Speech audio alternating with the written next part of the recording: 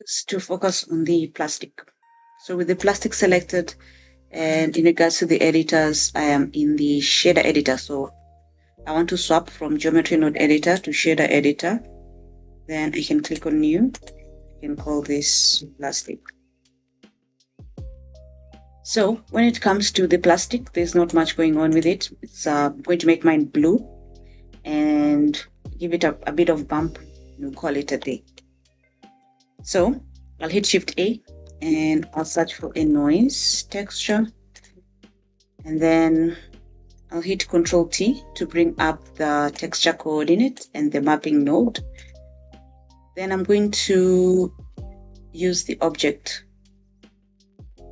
option from the texture coordinate. Okay.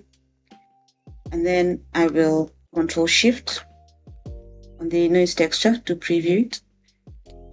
Then I can increase the scale. So until I start seeing the noise, right, as you can see.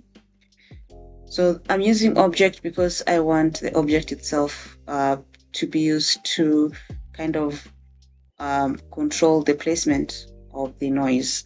So for most of these, we've made use of the object option. And that's because for these and these, I don't have UVs. I don't have UVs for this. I don't have UVs for that. And apart from the plane that we added, that one has UVs. It is a Blender object. So we're going to talk about how to set this up using UVs when we set up the plane material. So for this, I think this is fine. So maybe I could do 50. Then I'll add a color ramp because I want to remap the black and white to specific colors. So color ramp, and then I will choose a blue color. So I'll click on the first stop, then click on the area for changing the color. I'll increase the value, then I'll make this blue. The reason I'm making it blue is because, of course, that's the color that I want, and I find it better that the red looks better against the blue. Okay, so I'll make it blue, like a darker blue, like that one. And I could make it slightly darker. Then I can click on the white stop. Actually, before I do that, I can copy this hex code from that first stop, and then click on the stop for the white, and then paste. I think I've copied twice. So let me copy, and then paste. So now they look the same, similar, but I want to make this slightly brighter, but not too bright, because now we're going to have a really good distinction between the darker blue and the lighter blue. So I just want it to be subtle. Yep, so something like that. And then we can connect this to the base color, and then we can preview the principled BSDF, Control Shift click, and we see we have our blue, right? Very nice looking blue. And if I go to the modifiers, I just want to check that the levels in the viewport are set to 2, like they match with the ones in the render. Then I need to give it like a bit of surface displacement, just a tiny bit, like really tiny. So what I'm going to do is I'll hit Shift A, and then I'll search for bump.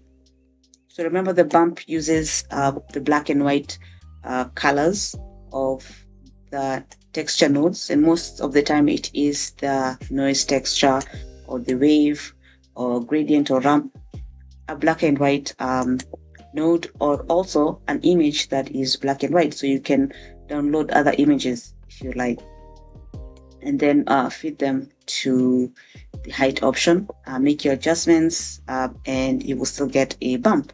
So the logic still remains the same. So I'm going to connect this factor output to the height input of the bump. Then I'm going to direct this normal output of the bump to the normal input of the principled BSDF. And notice that now it's really rough, or rather bumpy, not even rough, it's bumpy, right? So I'm going to reduce the strength Okay, just a bit. I want a bit of bump. You can create a noise texture node specifically for the bump if you'd like, but I just wanted to use this one because I already have it, and I don't want the bump to kind of overpower everything else that is happening.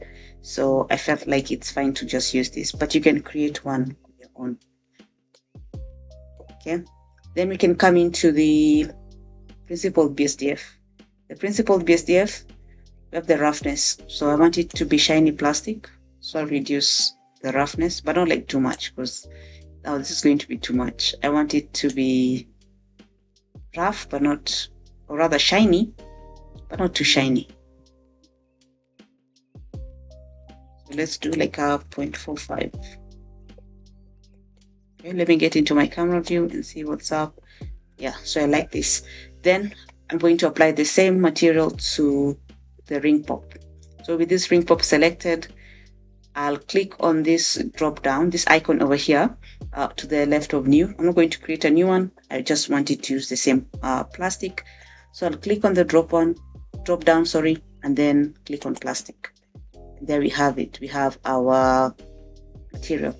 But here, you'll notice that, of course, it's really dark, so we're not seeing the shiny surface, but that's fine. But up to this point, we have our object that has all the shaders and materials set up. So this is going to mark the end of like setting up the materials. What is left is setting up a background, which you already set up. You just need to create a material for that.